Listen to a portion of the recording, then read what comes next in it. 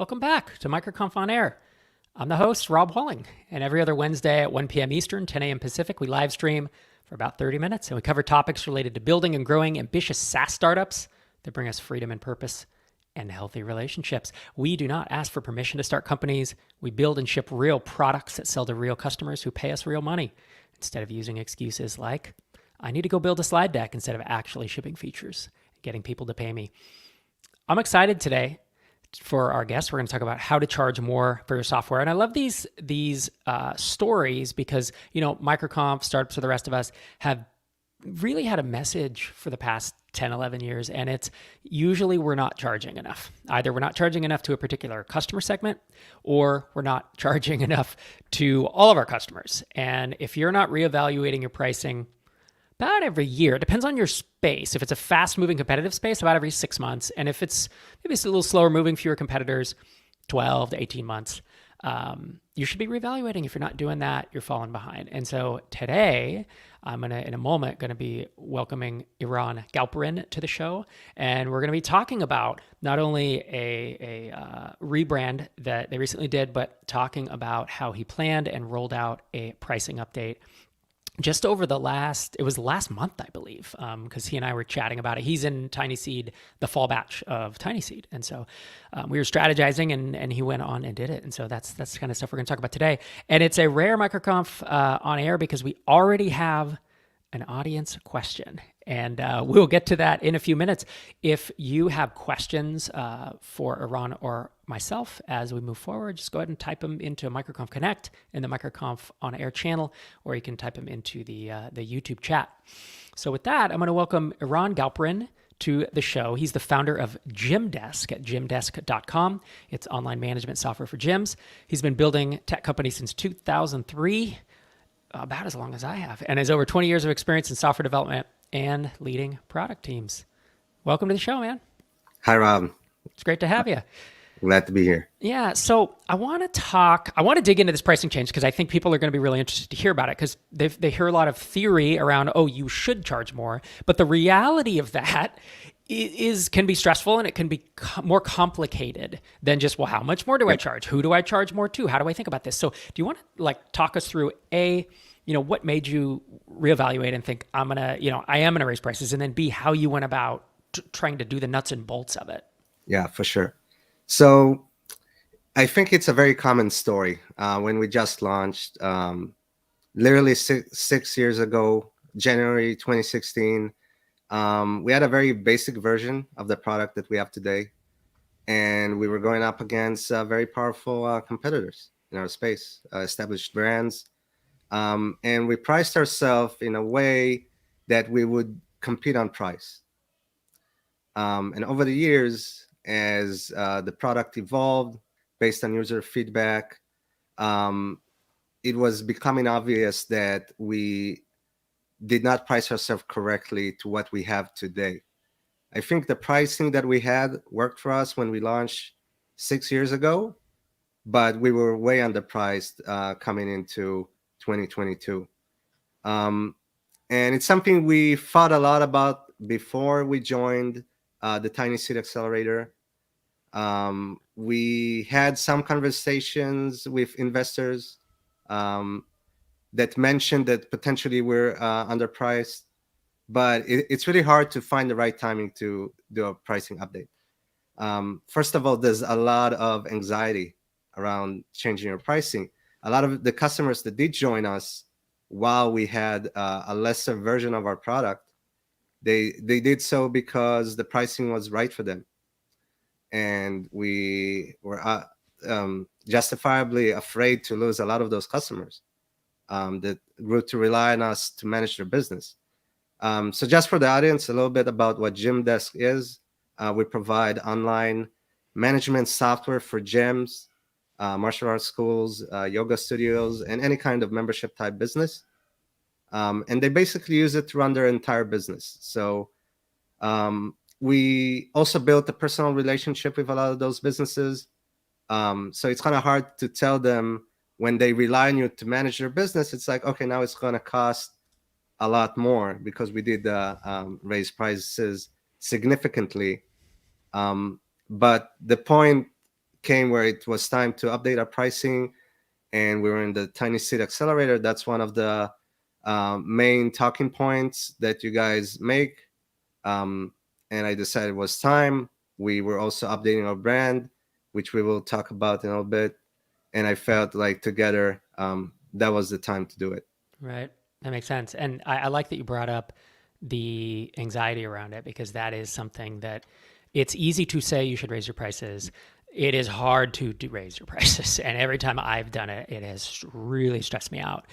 So I think nuts and bolts wise then, how did you arrive at the new pricing tiers? And Right. can you give us an idea of what kind, what the increase was like? And then we'll get into grandfathering, because Yeah. that's a whole other topic. That right now we're just talking, when you say raise prices in a SaaS app, it's like, well, I'm going to update my pricing page so new customers pay more. But then you have to go think, do I also raise on existing? Right.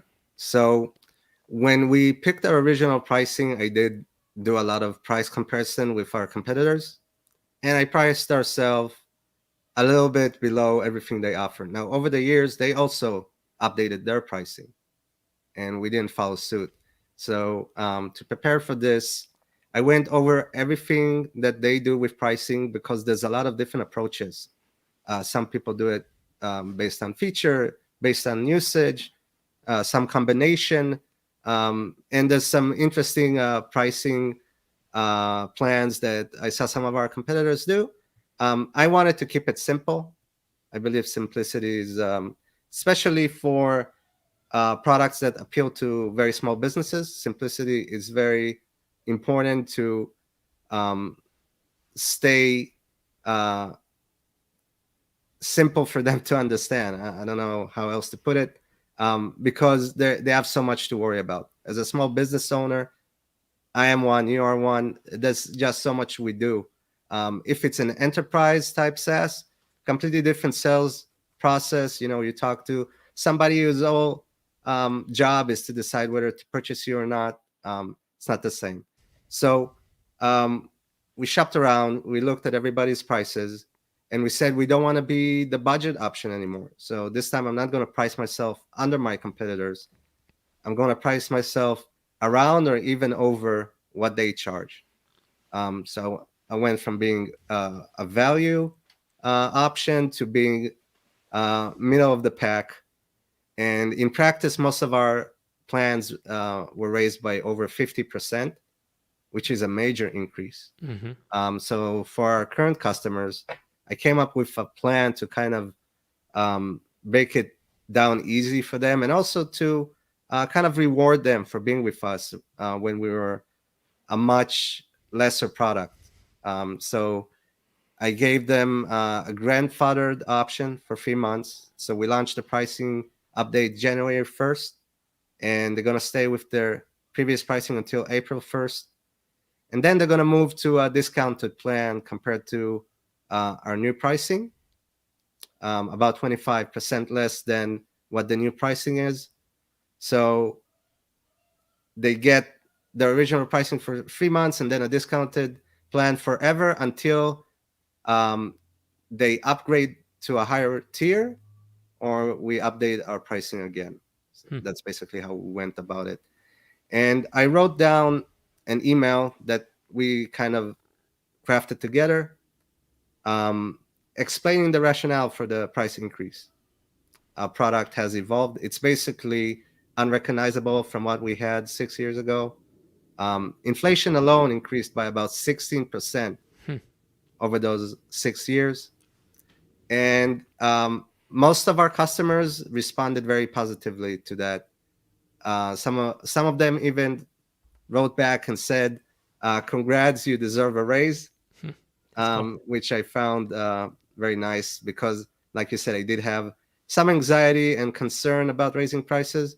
Not everybody was happy, obviously. Nobody likes their prices being raised, but nobody took it too far to say, we're leaving, we're going to trash you on social media, which was my main concern. It's like a lot of angry customers. It's like, oh, we depend on you to run our business, and you go and raise our prices, and now we can't afford you. So none of that happened. Very happy with that. Yeah. Yeah, because that happens. I mean, I seen it happen to Intercom. Has like they quadrupled their price a few years ago, and then they backed away from it because people were so angry. Yep. When Netflix raises their price by $1 or $2, people, they're very price sensitive. And I'd imagine gyms and yoga studios and fitness studios are pretty price sensitive compared to whatever a funded tech startup, right? It's like because they're kind of, I mean, it's a small business with relatively tight margins. Is that right? Well, it's also an interesting part of the equation. So a lot of our customers were really in the very tiny kind of business, because that's how we price ourselves. The larger studios and gyms, they're not as price sensitive. Mm-hmm. It's not a big concern to them whether it costs $90 or 150. It's a small expense compared to their volume, but the small ones, they're very price sensitive. Mm-hmm. And in my experience, I also found those types of businesses to be the most demanding customer service wise. Mm-hmm.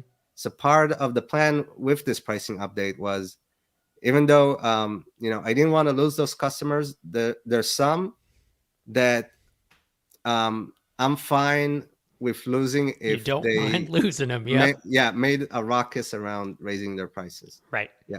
Someone paying And you $15, $20 a month, and yeah, when you have people paying you hundreds and they need five times more hand holding or whatever. I've yeah, definitely. that was also part of. So we do get a lot of inquiries over the years. We got a lot of inquiries where people come in and they're like, I'm so small, I want a discount over your smallest package.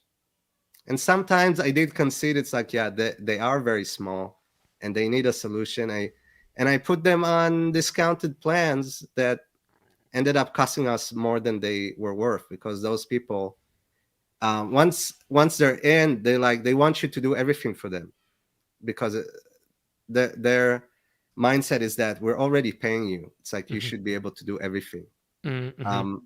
And I'm fine with not getting that type of customer going forward. We don't want to be the budget, and then it's like, okay, we have a bunch of demands. I want to be mid tier, and it's like, this is a pricing, and this is a product, and we're proud of what we have. Um, Not to saying we stopped accepting user feedback, because that's always been a major growth engine for us. But I'm fine with not having the people who think their dollar should go way more than anything else.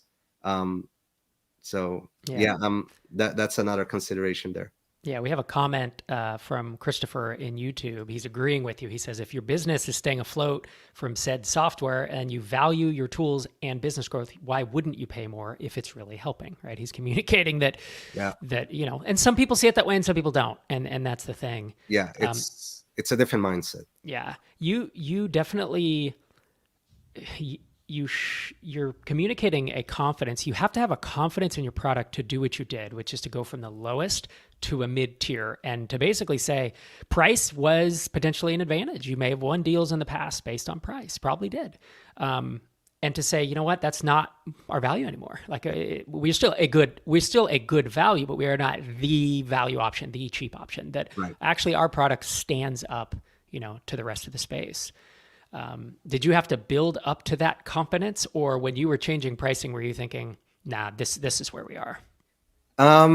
So I already had that confidence for the last year or so. Our company really took off in 2020 and 2021, even with COVID, because our industry has been heavily impacted by it.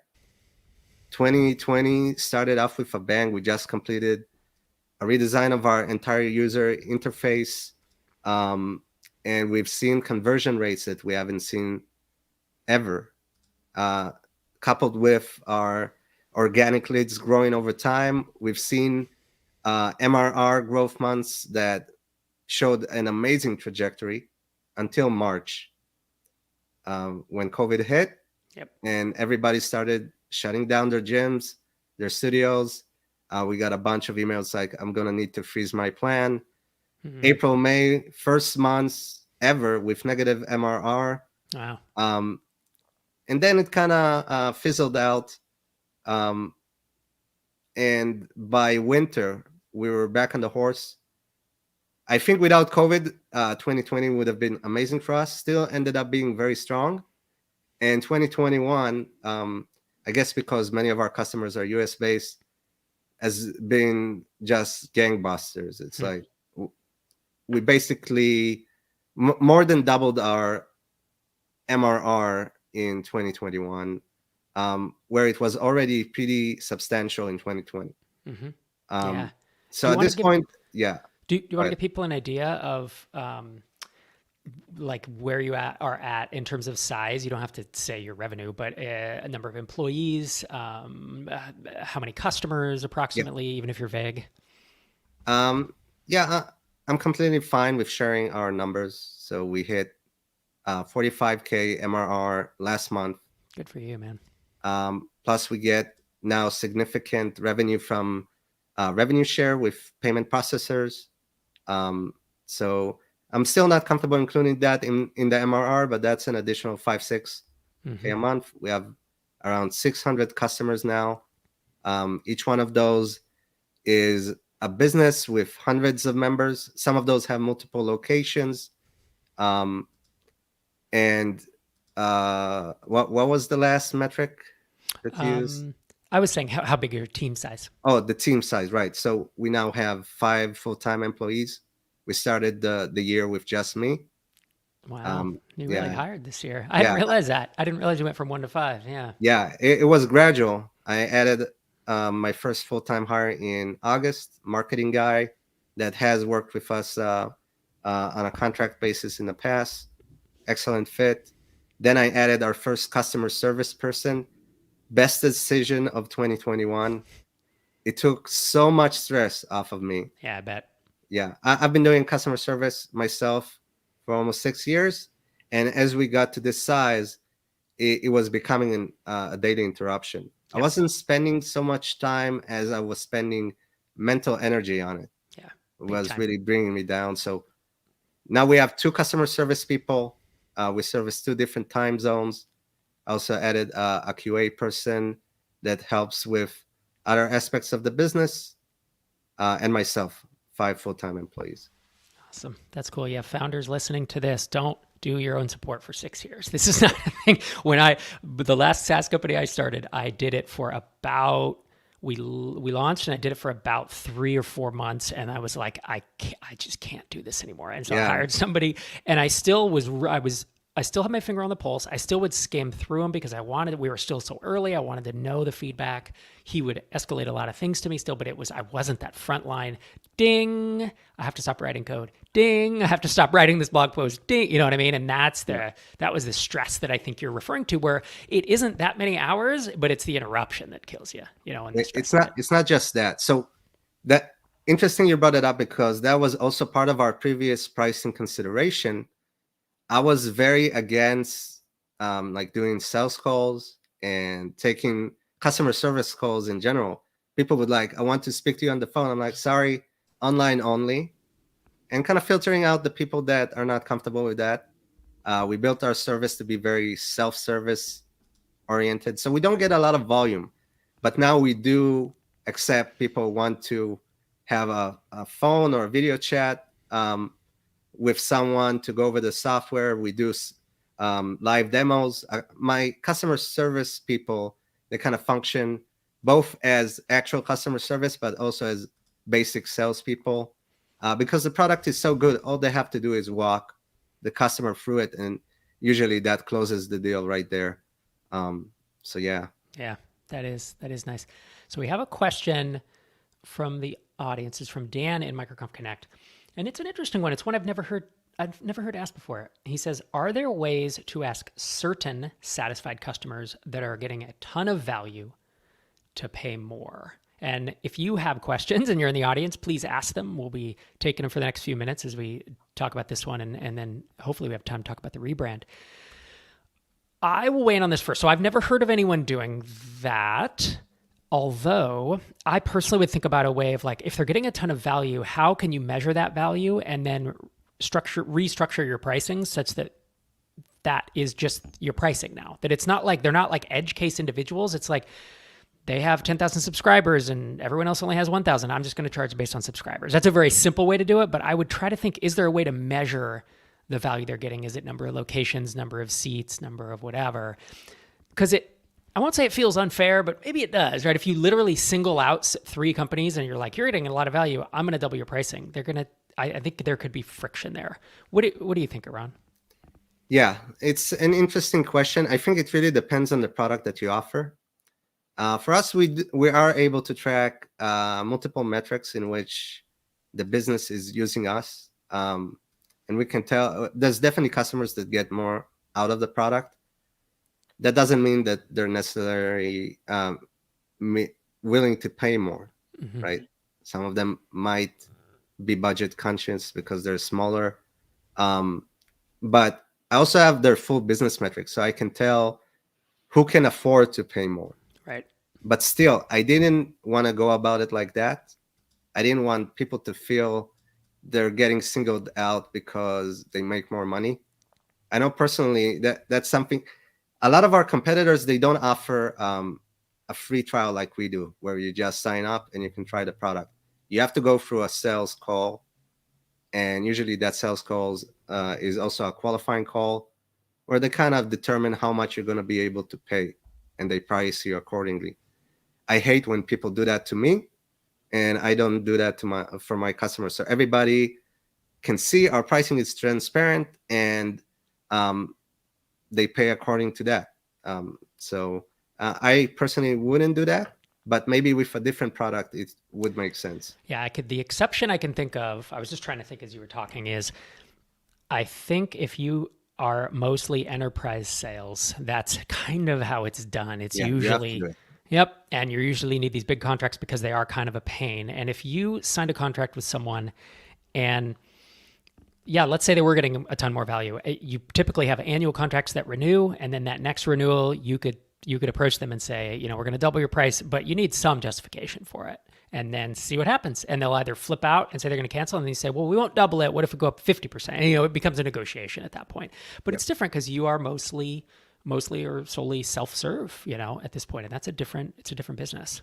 It's true. Even though we started crossing the line into enterprise sales near the end of last year, right after this event, I have a call with a customer that has 50 locations. At that point, it's going to be enterprise pricing. Like our pricing ends at about 5 locations, and then it's like, call us to talk about it. We do have a formula. We don't invent it for each customer, but yeah, we started doing that kind of pricing. We just onboarded our first kind of enterprise customer, which is going to be paying double what our largest paying customer previously ever paid, which is very exciting for us. And in addition, they're going to bring significant revenue share with their payment volume. That customer alone is worth a full month of MRR growth from last year. That's awesome. So, yeah, that's great. So we have about 5 minutes left. I want to ask you about this rebrand. So yes. You used to be as of 2 months ago, you weren't Gymdesk, you were Martial Arts on Rails. And that is so correct. Not only did you rename, you have a new logo, you have a new domain, and did you redesigned the site as well? No, the site design stayed basically the same. Because you had already redone that. Yeah. Like last year. Okay. So yeah, what's why did you consider a rebrand, and then how did it go? Yeah. So when we just launched, we were very focused on martial arts schools. That's my background. I've been training in Brazilian Jiu-Jitsu for now almost 15 years, at the time 9 years. So that's what I knew, how those kind of gyms operate. We branded ourselves that way, and the naming also was determined by available domain. Right. Always a problem for online businesses. It's really hard to find good domains. But as time went on, we started acquiring customers from other types of membership businesses. Obviously, fitness gyms, yoga studios are obvious ones, but we even had a car wash chain join. It kind of opened my eyes to what is possible with the right branding. because it was very obvious that a lot of businesses are avoiding us because our brand is very martial arts oriented. It was literally in our name. So I knew a rebrand was necessary. Again, timing is always difficult. I'm always head down in the product. But I decided that with the pricing update, that was a good time to do that as well. Finding a good name and a good domain was a huge pain. I bet. We settled on it literally 5 days or 4 days before the rebrand. We kept I bought a bunch of domains. Oh man. And I'm like, none of these is like it. And then I came up with Gymdesk. It already conveys what we're doing. Sevenletter.com too. Yeah. It's a really good name. Everyone who has heard it and everyone who I've told it to has said that's a good name for that. Yeah. Did you pay? Was it $9 for that domain, or did you? Yeah, No. cool. So I saw it's available as a premium domain. Never purchased a premium domain. That was a whole story by itself. For a couple of weeks, I was in limbo after I purchased it. I went through GoDaddy because they supposedly had it. They didn't have it. They had to go and get it from the owner. Right. But eventually we got it just in time for the new year to roll in. I planned the domain migration, which is another huge undertaking. Very scary because our main acquisition channel was organic, but it went well.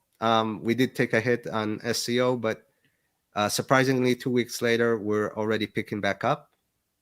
And yeah, everybody gave us feedback of how much they love the new name and branding, especially our fitness and boutique gym businesses. They're like, you're going to crush it with the new name. We avoided you for a long time because of the name.